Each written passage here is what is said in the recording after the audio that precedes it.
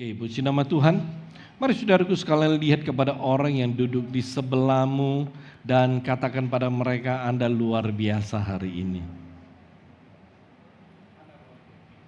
Haleluya. Oke, saudaraku sekalian, kita berbicara tentang kesetiaan yang teruji dan terbukti, dan kita bersyukur untuk hal yang sangat indah untuk memberikan kepada kita. Nah, saudaraku sekalian, ketika kita berbicara tentang kesetiaan kita itu belum teruji dan terbukti pada saat situasi dan kondisi kita itu berjalan dengan baik. Tetapi saat di mana situasi kondisi kita berjalan tidak sesuai dengan harapan kita, tidak sesuai dengan harapan kita, baru akan terbukti apakah kita adalah orang yang setia kepada Tuhan atau tidak. Nah, saudaraku sekalian, saya telah menyampaikan 2 seri dari tema apa itu kesetiaan yang terbukti dan teruji di minggu-minggu sebelumnya. Yang pertama kita belajar setia itu bukan berasal dari pengertian kita. Jadi saudaraku sekalian perhatikan bahwa kesetiaan itu bukan dinilai oleh diri kita sendiri. Saya review sedikit saudaraku sekalian. Kesetiaan itu harus teruji dan terbukti oleh berbagai hal dan keadaan. Kita tidak pernah boleh berpikir dan berkata bahwa aku ini setia loh. Aku setia kepada Tuhan, aku setia kepada gereja. Kenapa? Karena kesetiaan itu bukan sebuah perasaan, bukan sebuah pengertian, dan kesetiaan itu bukan datangnya dari diri kita sendiri, bukan sebuah pikiran yang datangnya dari diri kita sendiri, saudaraku sekalian. Ketika kita berbicara tentang kesetiaan, maka kita tahu bahwa kesetiaan itu adalah sebuah bukti konkret dari tindakan yang nyata yang bisa dilihat oleh orang-orang yang berada di sekitar kita. Jadi ini hal yang kita perlu mengerti. Jadi kesetiaan itu adalah sebuah bukti konkret. Jadi artinya orang-orang di samping kita, keluarga kita, teman-teman kita, rekan kerja kita itu bisa melihat dengan nyata akan kesetiaan kita. Itu yang pertama. Nah, di seri yang kedua, 2 minggu lalu saya berbicara tentang mengerti bagaimana setia dengan baik dan benar. Setia dengan baik dan benar. Saudaraku sekalian, ketika kita berbicara mengenai kesetiaan, kita perlu bisa mengerti apa itu setia yang baik dan benar. Kenapa? Karena ada orang tidak bisa setia dengan baik. Ada orang tidak bisa setia dengan benar. Jadi kita perlu mengerti bagaimana setia dengan baik dan benar. Saudaraku sekalian, setia dengan baik dan benar itu adalah sebuah bentuk kesetiaan kesetiaan kita dalam mentaati Tuhan gereja dengan kesadaran diri kita sendiri, dengan kemauan diri kita sendiri, dan itu tanpa paksaan, saudaraku. Jadi kesetiaan saudara itu bukan ikut-ikutan, bukan dibuat-buat, dan juga bukan dipaksa. Kesetiaan Anda itu datang dari kesadaran diri dan kemauan Anda sendiri untuk setia. Nah, saudaraku sekalian, kalau Anda rindu untuk hidup di dalam kesetiaan yang baik dan benar, maka Anda itu tidak bisa setianya semau gue. Saat mau setia, gue setia. Saat gak mau setia, gue kagak mau setia, gue gak mau setia gitu loh. Jadi Anda itu contohnya gini, saat Anda mau setia beribadah, Anda datang ke gereja setiap minggu. Saat Anda gak mau setia, Anda datangnya bolong-bolong gitu ibadahnya ke gereja. Itu bukan setia yang baik dan benar. Nah, saudaraku sekalian, ketika kita berbicara tentang setia yang baik dan benar, maka Anda itu senantiasa setia, selalu setia di dalam berbagai keadaan. Saudaraku sekalian, ada orang bisa setia kepada Tuhan ketika keadaannya baik. Ada orang ketika keadaannya nggak baik, nggak bisa setia, nggak mau setia. Oleh sebab itu ketika kita berbicara setia yang baik dan benar, maka kita selalu setia di dalam berbagai keadaan. Nah, saudaraku sekalian, minggu ini saya akan melanjutkan tentang seri khotbah saya, melanjutkan seri khotbah tentang kesetiaan yang teruji dan terbukti. Ya, poin yang ketiga, temanya kesetiaan itu sangat mempengaruhi hidup rohani seseorang. Ya, kesetiaan sangat mempengaruhi hidup rohani kesetiaan. Jadi hari ini saya mengajak saudara untuk melihat relasi hubungan antara kesetiaan dengan kehidupan rohani seseorang. Dan saya rindu Anda boleh menemukan, Anda boleh mengerti kesetiaan Anda itu membawa dampak apa terhadap hidup rohani saudara. Kita mulai dengan ayat tema Amsal 19 ayat 22 bagian A. Sifat yang diinginkan pada seseorang ialah kesetiaannya. Ya, menarik. Sifat yang diinginkan pada seseorang ialah kesetiaannya. Jadi dengan kata lain saudaraku sekalian, pasangan Anda menginginkan hal yang paling diinginkan dari saudara adalah kesetiaan. Ya, suami Anda menginginkan kesetiaan pada istrinya. Seorang istri menginginkan kesetiaan pada suaminya. Seorang bos menginginkan kesetiaan pada karyawannya dan lain sebagainya. Oleh sebab itu saudaraku sekalian, kesetiaan adalah sebuah sifat yang sangat amat diinginkan oleh banyak orang. Ya, nah kita lihat kembali ayat yang selanjutnya. Amsal 20 ayat yang ke-6. Amsal 20 ayat ke-6, banyak orang menyebut diri baik hati, tetapi orang yang setia siapakah menemukannya? Amin. Nah, saudaraku sekalian, hal yang sangat menarik dalam kehidupan kita sebagai orang Kristen adalah kesetiaan. Seperti yang saya katakan di minggu-minggu sebelumnya, kesetiaan itu mudah diucapkan, tetapi sulit untuk dijalankan.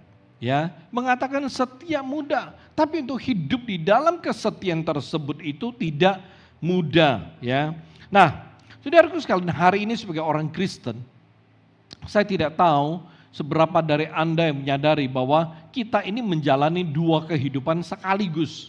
Ya, Anda menjalani dua kehidupan sekaligus. Yang pertama adalah kehidupan daging atau yang dikenal dengan kehidupan duniawi. Ya, di dalam kehidupan daging atau kehidupan duniawi, aktivitas hidup yang kita lakukan itu adalah yang sehari-hari kita lakukan. Ya, kita makan, kita tidur, kita bekerja, kita bermain, kita bergaul, kita jalan-jalan, kita mendengarkan musik, kita menonton dan lain sebagainya. Ya, itu aktivitas yang kita lakukan sehari-hari. Itu adalah kehidupan daging. Ya, ada banyak lagi. Nah, kehidupan yang kedua itu adalah kehidupan rohani. Ya, kehidupan rohani, sebuah kehidupan yang aktivitasnya itu bersifat religius, yang bersifat religius. Contohnya, beribadah ke gereja seperti yang Anda lakukan hari ini, Anda beribadah ke gereja, lalu Anda berdoa. Anda bernyanyi memuji Tuhan, Anda ikut kebaktian pengajaran, Anda ikut kelompok sel, Anda memberi persembahan, dan Anda membaca Alkitab, dan lain sebagainya. Nah, itu adalah kehidupan rohani. Jadi saudaraku sekalian, setiap daripada kita berjalan di dalam dua kehidupan ini sekaligus. Kita menjalani dua kehidupan ini bersamaan, bersamaan. Jadi dengan kata lain, sebagai orang Kristen inilah kehidupan Anda. Tetapi dari dua kehidupan yang kita jalani bersamaan ini, saudaraku sekalian, kita harus tahu, kita harus mengerti bahwa ada salah satu kehidupan yang perlu kita prioritaskan. Ada satu jenis kehidupan yang kita perlu kasih perhatian lebih. Sebagai orang Kristen hari ini, maka kehidupan rohani merupakan sebuah kehidupan yang harus kita prioritaskan. Sebuah kehidupan yang harus kita perhatikan. Sebuah kehidupan yang harus kita bangun dan terus kita tingkatkan. Menjadi pertanyaan, mengapa saya harus membangun kehidupan rohani saya? Bukankah saya menjalani kehidupan dua-duanya bersamaan, satu kehidupan daging, satu kehidupan rohani? Saudaraku sekalian, ada dua alasan sederhana mengapa hari ini kita perlu lebih memprioritaskan kehidupan rohani kita. Oke, yang pertama, alasan pertama karena kita adalah milik Kristus. Kita Roma pasal yang ke-14 ayat yang ke-8. Ya, saya bacakan untuk Anda. Sebab jika kita hidup untuk Tuhan. Jika kita mati untuk Tuhan.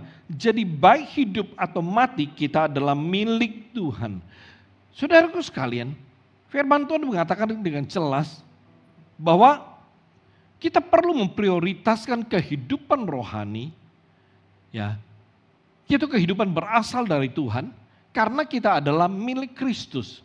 Begitu kita percaya kepada Tuhan Yesus, begitu kita menerima Dia sebagai Tuhan dan Juru Selamat, saudaraku sekalian, kita telah menjadi milik kepunyaan daripada Kristus. Oleh sebab itu dikatakan, jika kita hidup hari ini, kita hidup untuk Tuhan. Jikalau kita mati, kita juga mati untuk Tuhan. Jadi dengan kata lain, baik kita hidup ataupun kita mati, kita ini tetap adalah milik Tuhan. Dan ini hal yang sangat luar biasa. Mengapa saya katakan luar biasa? Ya, karena saudaraku sekalian, bukan saja Tuhan menginginkan waktu Anda hidup. Bukan waktu Anda hidup Anda ada milik Tuhan. Anda mati bukan milik Tuhan, bukan. Tapi Tuhan kita adalah Tuhan yang sungguh luar biasa. Sekali kita menjadi milik kepunyaannya, baik kita hidup maupun kita mati, kita tetap adalah miliknya. Oleh sebab itu kita bersyukur saudaraku sekalian. Ya, kalau kita adalah milik Tuhan, maka Tuhan akan selalu beserta dengan kita. Kalau kita adalah milik Tuhan, maka Tuhan akan membawa kita ke tempat di mana Dia ada. Ya, Dia akan selalu menyertai kita.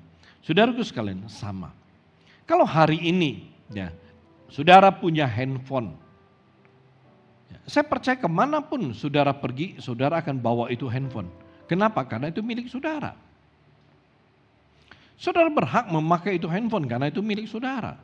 Sama kalau saudara punya tas, punya dompet, ya, kemanapun saudara pergi, saudara akan bawa tas atau dompet saudara.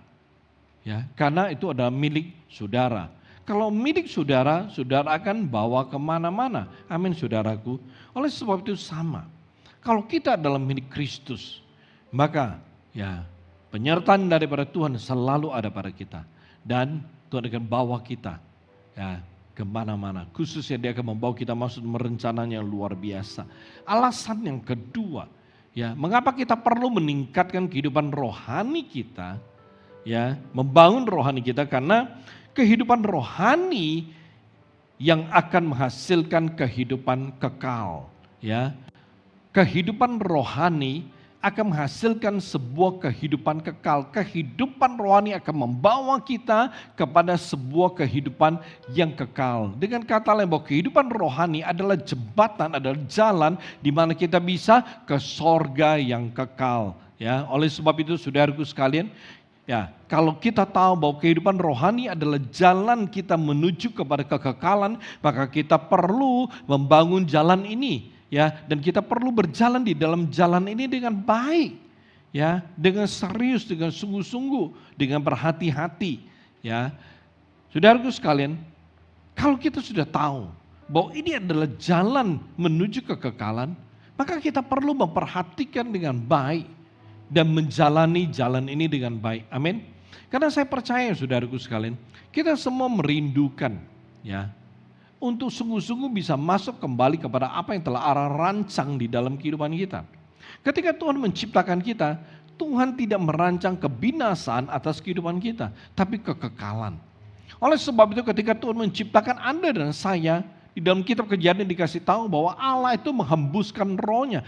Allah menaruh, memberikan rohnya kepada kita, yaitu roh yang kekal. Oleh sebab itu pada waktu awal Tuhan menciptakan kita, Tuhan ingin kita hidup di dalam kekekalan bersama dengan Dia. Tapi karena dosa, maka kekekalan itu menjadi ya rusak, ya, sampai kemudian Kristus datang dan mengembalikan kekekalan itu kepada kita. Oleh sebab itu kita bersyukur. Nah, saudaraku sekalian, perhatikan. Ya, dua alasan ini menjelaskan kepada kita, kita perlu membangun kehidupan rohani kita dengan sungguh-sungguh. Ya, kita memang berjalan dalam dua kehidupan, kehidupan duniawi dan kehidupan rohani. Nah, saudaraku sekalian, perhatikan. Kehidupan daging atau kehidupan duniawi itu adalah sebuah kehidupan yang sifatnya itu fana. Sifatnya itu tidak kekal.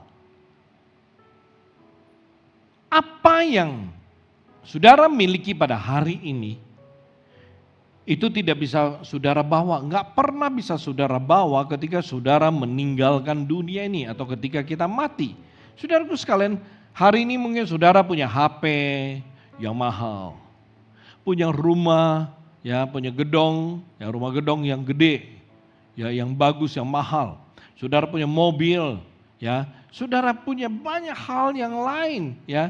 Atau ya mungkin saudara punya binatang peliharaan, pokoknya dan harta lainnya. Perhatikan, apapun yang ada di tangan saudara hari ini, ketika saudara meninggal, maka enggak satu pun saudara bisa bawa.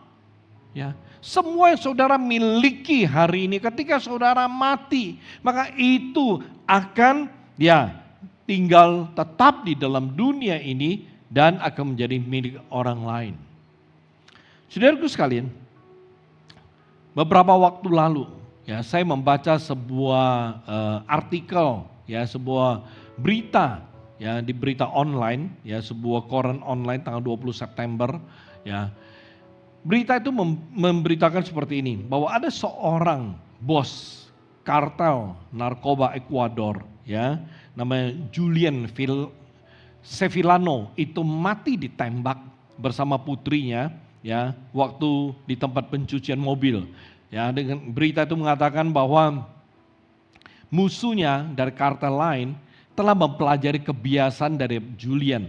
Ya, setiap hari setiap pagi dia akan cuci mobilnya. Dan hari itu dia berangkat bersama dengan putrinya. Dan pada saat itulah ya mereka berdua ketika sedang menunggu di tempat pencucian mobil, mereka dihujani oleh peluru. Ya, dua-duanya mati. Ya, dan begitu mati, saudaraku sekalian, keesokannya mereka langsung mempersiapkan, keluarga mempersiapkan ya acara penguburan. Ya, polisi meminta jenazahnya enggak kasih, ya mereka mau langsung kubur. Ya, ketika saya membaca berita itu yang menarik adalah seperti ini. Ya, ketika peti itu ditaruh di rumah mereka dan ya keluarga mereka, family, ya kemudian anak buah, pokoknya semuanya yang datang memberikan penghormatan terakhir, saudaraku sekalian, yang menarik apa? Peti matinya itu diisi dengan senjata-senjata berbagai kaliber, berbagai macam senjata. Ya, jadi semua ditaruh yang senjata. Satu saudaranya berkata demikian, ya, kami mengisi peti matinya dengan senjata agar dapat dipakai Julian untuk membela diri di akhirat. Wah. Jadi itu berita luar biasa, pengen komentar saya, nanti kuburan dibongkar, orang mau ambil senjata. Kenapa dikatakan oleh berita itu ada ratusan senjata, 100 lebih senjata berbagai bentuk, berbagai jenis, berbagai kaliber itu dimasukin ke dalam peti matinya. Saudaraku sekalian, ketika kita mengerti kebenaran, maka kita tahu bahwa hal itu nggak akan terjadi. Amin saudaraku, itu hanya bikin berat peti matinya aja. Ya. Tapi itu yang terjadi. Ya. Nah, kita perlu mengerti satu hal. Hari ini semua yang ada dalam hidup ini, ya, ketika kita mati nggak satu pun kita bisa bawa. Nah, sebagai orang Kristen, saudaraku sekalian, kita perlu membangun dan perlu meningkatkan kehidupan rohani kita dengan target ya menuju kepada keserupaan dengan Kristus, bukan keserupaan dengan dunia. Ya, walaupun Anda dan saya, kita semua hidup di dalam dua kehidupan yang bersamaan, kehidupan duniawi dan kehidupan rohani, maka ya sebagai orang Kristen kita harus jelas bahwa hidup kita itu harus dibangun dan arahnya itu kepada keserupaan dengan Kristus. Hari ini banyak sekali orang Kristen terbalik, saudaraku. Ya, terbalik. Kenapa terbalik? kehidupan mereka sebagai Kristus kecil. Seharusnya semakin hari hidupnya itu harus semakin serupa dengan Kristus. Bukan semakin serupa dengan dunia. Masalahnya di sini. Banyak orang Kristen terbaliknya adalah sebagai orang Kristen hidup mereka malah semakin hari semakin serupa dengan dunia. Semakin hari mereka semakin jauh dari keserupaan dengan Kristus. Perhatikan, saya mau Anda mengerti satu hal.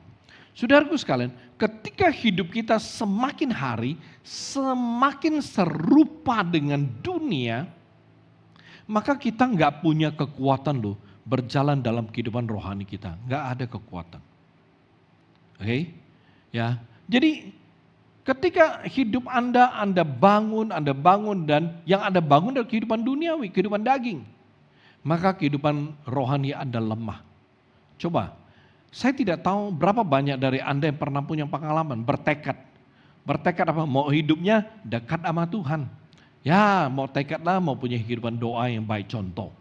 Saudaraku sekalian, hari ini langsung malam berdoa, pagi berdoa. Ya, 2 hari kemudian nggak doa lagi. Nggak doa lagi. Padahal pengen bertekad, pengen bangun hubungan doa, hidup doa yang benar, kehidupan doa yang benar di hadapan Tuhan.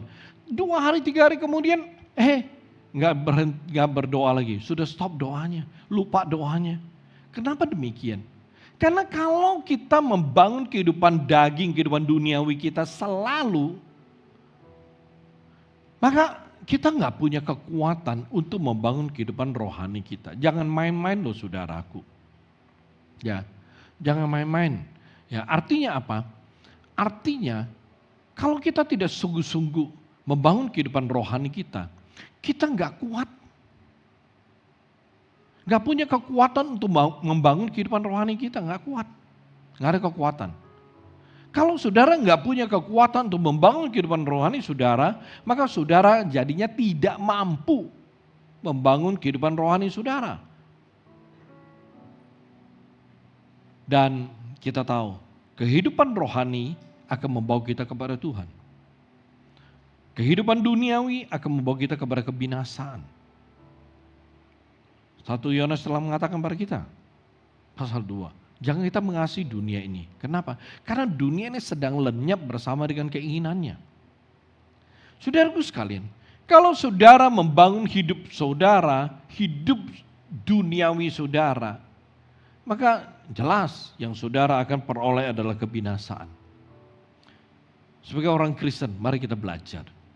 Mari kita bertekad bahwa kita perlu membangun kehidupan rohani kita. Dan yang paling utama adalah kita perlu membangun hidup kita semakin hari semakin serupa dengan Kristus.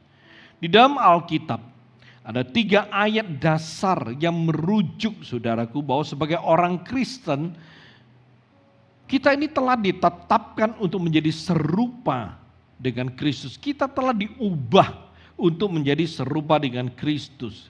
Saya mulai dengan Roma 8 ayat 29. Kitab Roma 8:29 firman Tuhan berkata seperti ini.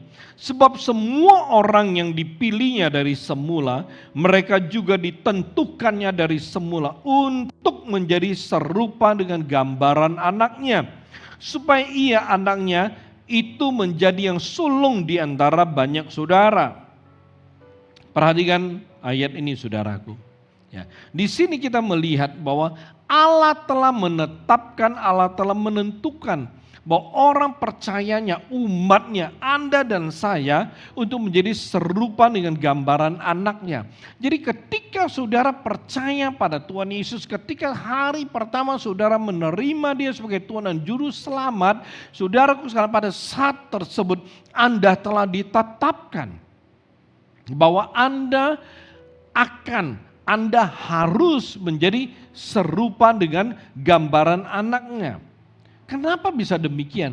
Perhatikan saudaraku sekalian, pada saat Adam dan Hawa jatuh ke dalam dosa, mereka telah kehilangan gambar ilahi yang Allah berikan kepada mereka ketika mereka diciptakan.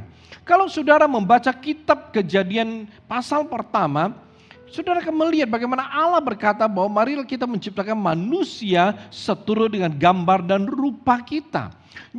Jadi artinya saudaraku sekalian, pada saat Adam dan Hawa itu diciptakan, mereka diciptakan sesuai dengan gambar ilahi. Gambar ilahi, gambar Allah ada di dalam diri manusia pertama pada waktu itu.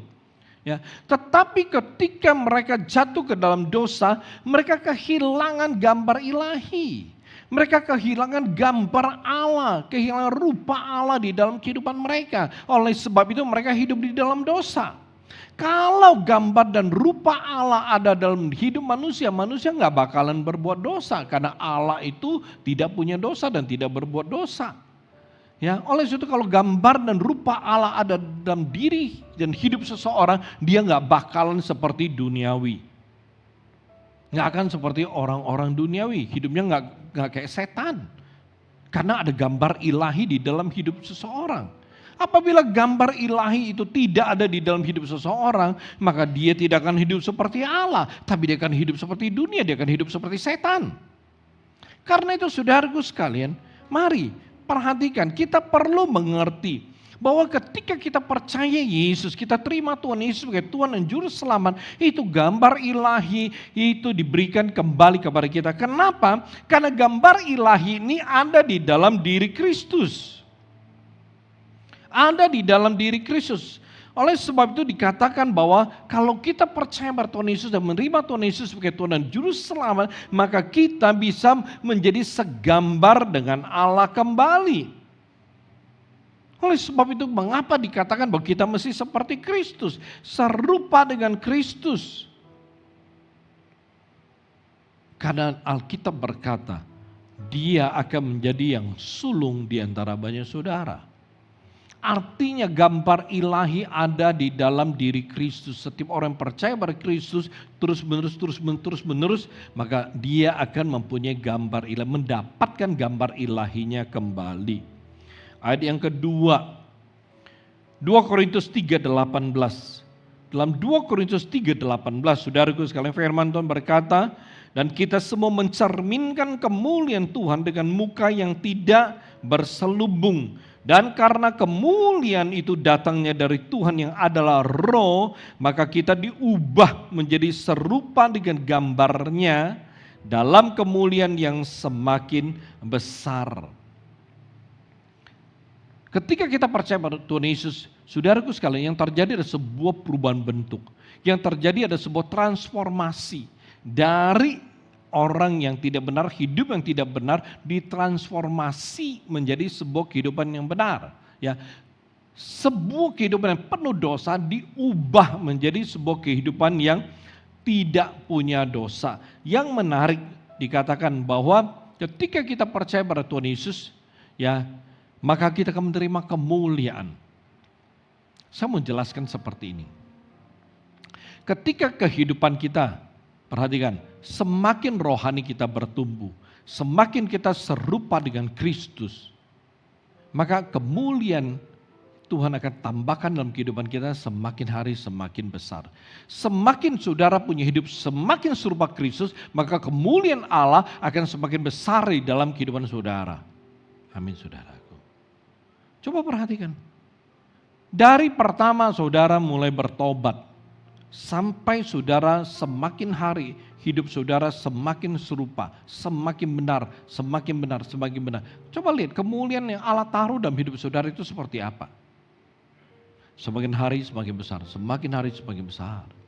Oleh sebab itu ketika saudara merindukan kemuliaan Tuhan nyata dalam hidup saudara, yang saudara perlu lakukan adalah buat hidup saudara semakin serupa sama Kristus.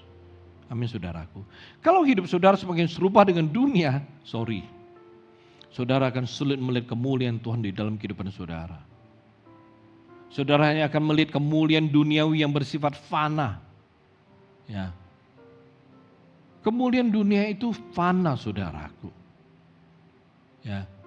Apapun yang saudara lakukan dalam dunia ini yang membuat saudara senang, gembira, pada saat saudara tidak melakukannya, saudara nggak gembira lagi, saudara nggak senang lagi. Tapi ketika saudara berada di dalam Tuhan, saudara melayani Tuhan, melakukan pekerjaan-pekerjaan Tuhan, Saudaraku sekalian, saudara akan merasakan sukacita, kebahagiaan yang terus-menerus ada di dalam hidup saudara. Amin. Ayat yang ketiga.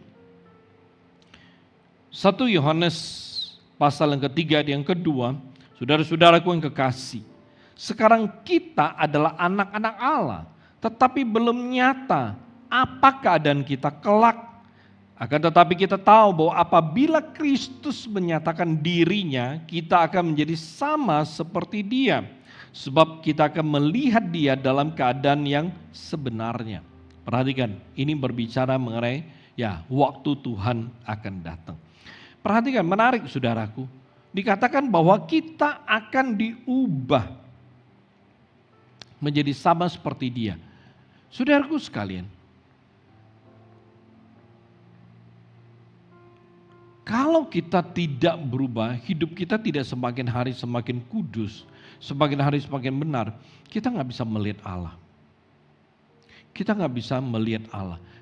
Firman Tuhan berkata, tanpa kekudusan tidak satupun orang berkenan kepada Allah. Ya, jadi saudaraku sekalian, apabila kita punya kehidupan rohani tidak bertumbuh, tidak berkembang, tidak meningkat, dan kehidupan kita semakin hari malah semakin jauh dari keserupaan dengan Kristus.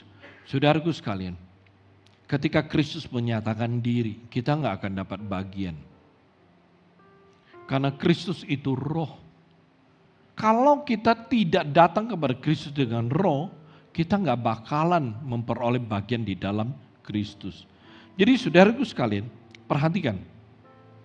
3 ayat ini menjelaskan, memberitahu kepada kita, bahwa kita harus menjadi serupa dengan Kristus.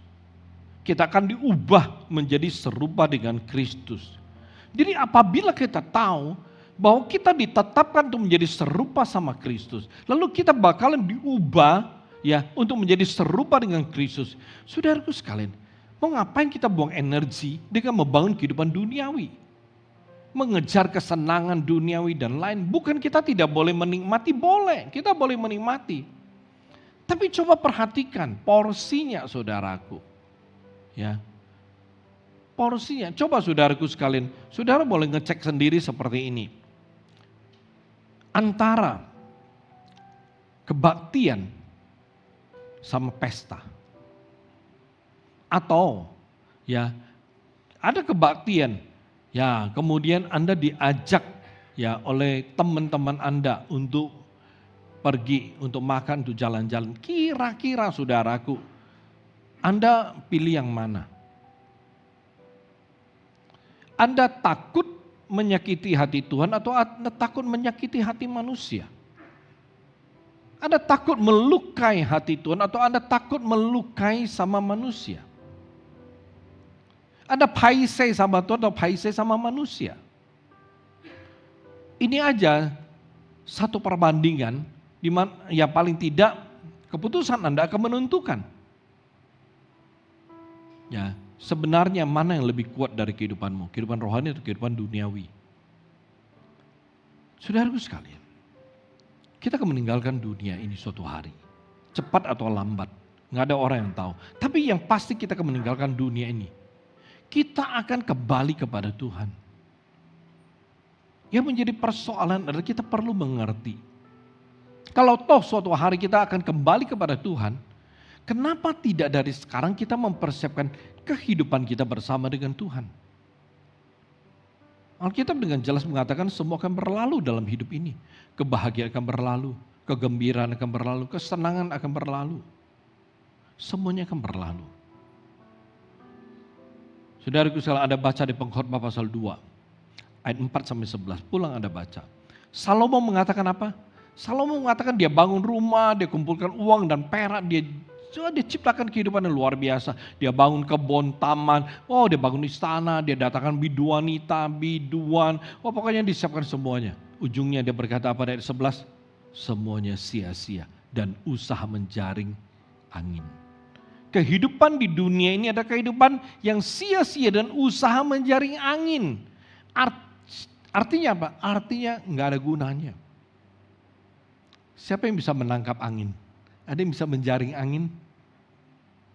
Pakai saringan kopi juga kagak bisa, saudaraku. Artinya apa? Sia-sia. Salomo mengatakan semua telah dia lakukan. Salomo adalah raja yang sebelum dan sesudah dia, nggak ada yang sekaya, nggak ada yang sehebat, nggak ada yang sehikmat dia, nggak ada. Dia memegang banyak rekor di dalam Alkitab. Tapi dia mengatakan apa? Semuanya sia-sia. Saudaraku sekalian, di dalam Alkitab telah memberikan kita contoh. Ya, satu contoh yang menjadi dasar pengambilan keputusan kita pada hari ini. Mau hidup lebih untuk Tuhan atau mau hidup untuk duniawi. Mari kita belajar untuk menjadi orang bijak, saudaraku. Amin.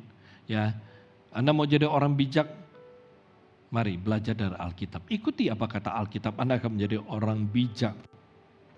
Saudaraku sekalian, ya, ketiga ayat di atas itu menjelaskan kepada kita bahwa kita harus mutlak gitu loh. Berusaha dengan sungguh-sungguh membangun dan terus meningkatkan kita punya kehidupan rohani. Ya. Nah, ketika kita berbicara tentang membangun dan meningkatkan kehidupan rohani, maka itu tidak terlepas dari apa yang disebut dengan pertumbuhan rohani. Oke. Nah, kalau tidak ada pertumbuhan rohani, maka kehidupan saudara, ya kehidupan rohani saudara itu tidak pernah bisa meningkat. Dan saudara akan sulit sekali menjadi serupa dengan Kristus. Saya ulangi. Oke. Saudaraku sekalian, pertumbuhan rohani, ya maksudnya kalau tidak ada pertumbuhan rohani, maka ya kehidupan rohani saudara itu tidak bisa meningkat. Dan kalau kehidupan rohani saudara nggak pernah meningkat, ya, maka saudara sulit untuk menjadi serupa dengan Kristus. Tema hari ini, saudaraku, ya, kesetiaan sangat mempengaruhi hidup rohani seseorang. Di sini tema ini memberitahu kepada kita bahwa kesetiaan bisa menjadi dasar sebuah pertumbuhan rohani. Atau dengan kata lain, bahwa kesetiaan bisa menjadi pertumbuhan rohani seseorang. Ya, saudaraku sekalian, kalau hari ini saudara rindu, ya, kerohanian saudara itu bisa bertumbuh, kerohanian saudara bisa meningkat, maka saudara setia dengan setia melakukan perkara-perkara rohani. Saudara harus setia menabur perkara-perkara rohani di dalam hidup saudara. Itu kenyataannya, saudaraku. Kalau saudara mau, ya, kerohanian saudara itu bertumbuh, maka saudara perlu ya melakukan dengan setia perkara-perkara rohani.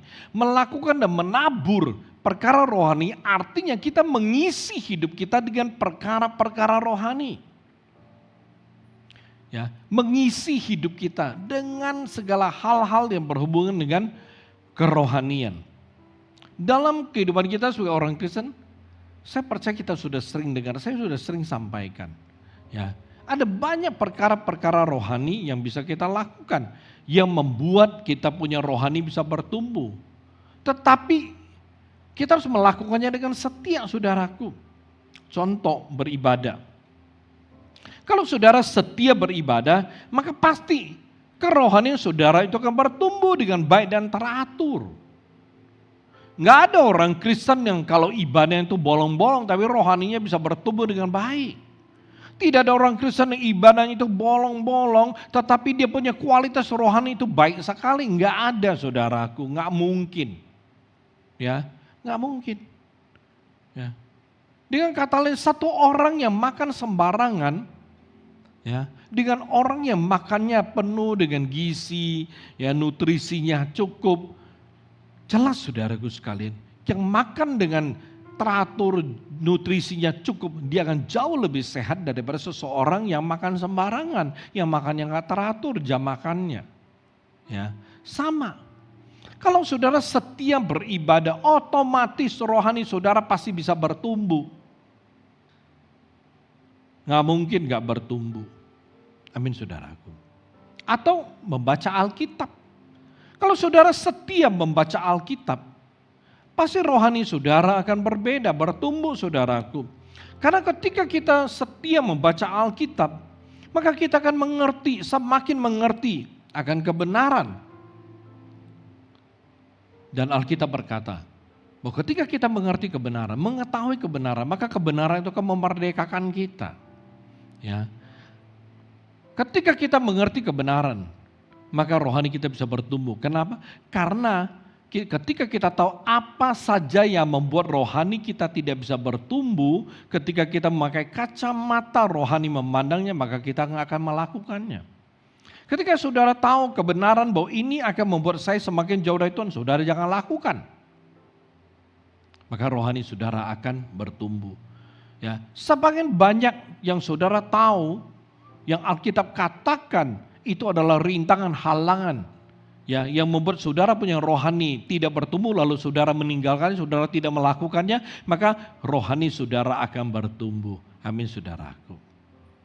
Contoh, ya, saya berikan satu contoh dalam Alkitab. Lukas 17 ayat 3 sampai 4. Injil Lukas pasal 17 ayat 3 sampai 4, jagalah dirimu. Jikalau saudaramu berbuat dosa, tegurlah dia, dan jikalau ia menyesal, ampunilah dia.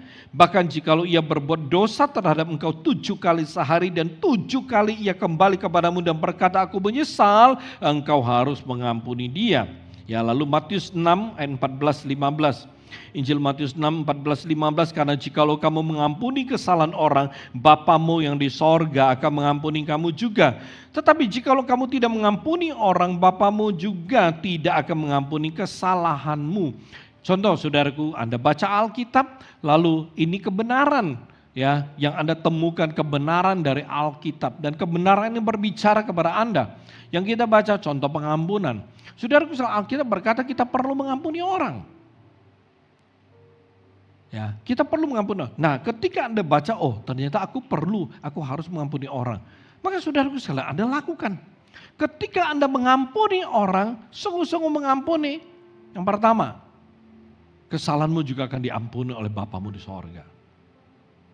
Saudaraku sekalian yakin, begitu kita bertobat pertama kali, selanjutnya dalam kehidupan kita nggak pernah berbuat salah, kita nggak pernah berbuat dosa. Enggak. Kita tetap bisa berbuat salah, kita tetap bisa berbuat dosa. Tapi ketika kita terus mengampuni orang, dosa kita juga akan diampuni oleh Bapa ketika kita menyesal. Oleh sebab itu kebenaran Alkitab mengatakan bahwa kita harus mengampuni, maka kita akan mengampuni. Ketika Anda melakukan kebenaran ini dalam hidupmu, maka Anda akan merasa hidupmu sukacita. Begitu Anda mengampuni, seperti yang terlepas. Begitu Anda mengampuni, Anda akan merasa ada sukacita. Amin saudaraku. Anda akan merasa damai, bahagia. Ya, dan ketika Anda terus melakukan, maka saudaraku sekalian, banyak sekali belenggu-belenggu yang membuat rohanimu tidak bisa bertumbuh akan terlepas. Akan terlepas. Contoh aktivitas rohani lainnya, berdoa. Saudaraku sekalian, ketika kita setia berdoa, rohani kita bertumbuh. Kenapa? Karena ketika kita setia berdoa, itu akan membuat hubungan kita dengan Tuhan semakin hari semakin dekat, semakin hari semakin kuat. Kalau kita punya hubungan dekat sama Tuhan, maka rohani kita akan bertumbuh dengan pesat. Kenapa? Karena kita ngerti. Ya, ngerti apa yang Tuhan inginkan. Kita tahu apa yang Tuhan mau. Ya, oleh sebab itu saudaraku sekalian, ketika satu orang dia setia berdoa, ya, rohaninya pasti akan bertumbuh dengan tiada hentinya. Contoh lain, ya, melayani. Melayani saudaraku. Melayani akan membuat kita punya rohani bertumbuh dengan baik. Ya, kenapa? Karena ketika kita melayani, kita belajar bayar harga. Kita melayani, kita belajar untuk berkorban. Seseorang yang bisa berkorban, seseorang yang bisa membayar harga kepada Tuhan atau bayar harga dalam pelayanan, itu karena dia mengasihi Tuhan. Saudaraku sekalian, ketika kita mengasihi Tuhan, kita akan berusaha untuk melakukan apapun untuk Tuhan.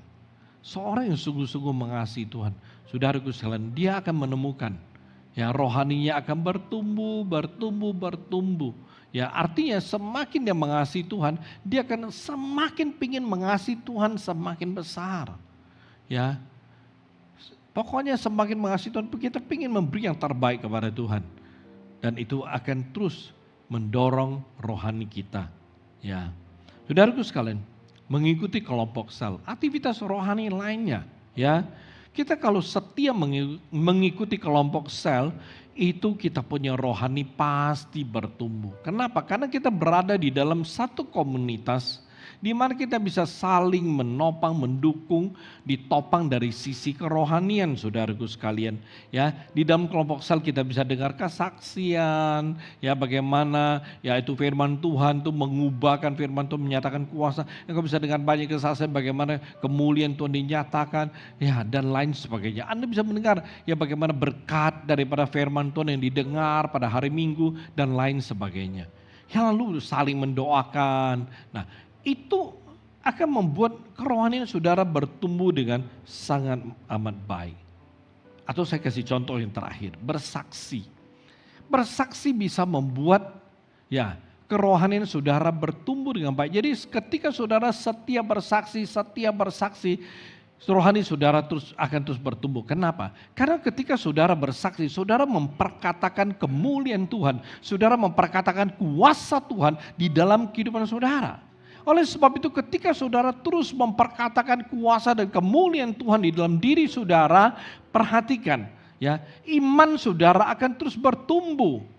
Iman saudara akan terus meningkat. Kenapa? Karena firman Tuhan berkata iman timbul dari pendengaran. Oleh sebab itu ketika saudara ya bersaksi, saudara memperkatakan kuasa Tuhan, telinga saudara mendengar apa yang Tuhan lakukan dalam diri saudara. Oleh sebab itu kenapa satu orang yang semakin dia bersaksi, semakin setia dia bersaksi, dia punya iman semakin kuat, dia punya rohani semakin kuat. Karena itu saudaraku sekalian, satu orang yang rajin bersaksi, setia bersaksi, dia punya rohani akan terus bertumbuh. Seturut dengan pertumbuhan imannya. Amin saudaraku. Oleh sebab itu saya berkata jangan tidak bersaksi. Jangan pelit gitu loh, kesaksian disimpan gitu, dan jangan takut untuk bersaksi. Amin. Itu hal yang sungguh-sungguh indah ya, menginjil dan lain banyak aktivitas rohani ya. Nah, saudaraku sekalian, dari semua aktivitas rohani, kalau Anda setia melakukannya, Anda setia menjalaninya, rohani saudara pasti bertumbuh. Amin.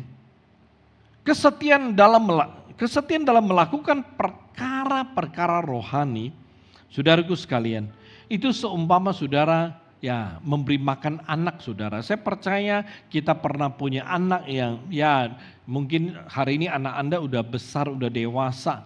Tapi saudara ingat waktu dia baby, atau saat ini saudara punya anak yang masih kecil, ya punya anak yang masih baby. Perhatikan saudaraku sekalian, ketika ya kita memberi anak kita itu makan makanan yang bergizi, teratur dan sesuai dengan aturan, saudara akan menemukan bahwa dari hari ke hari anak saudara akan semakin besar, dan akhirnya badannya akan tambah besar. Amin.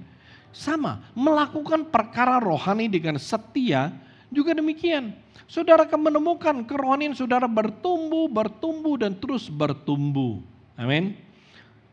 Ketika saudara setia melakukan perkara rohani, saudaraku sekalian, rohani saudara pasti akan bertumbuh menuju kepada kedewasaan rohani. Dan pertumbuhan rohani saudara yang nyata itu menunjukkan kesetiaan saudara itu teruji dan terbukti. Amin. Karena ketika seseorang setia melakukan perkara rohani, rohani pasti bertumbuh. Jadi dengan kata lain, ketika kita melihat pertumbuhan rohani seseorang, maka kita akan menemukan ada kesetiaan dalam hidupnya.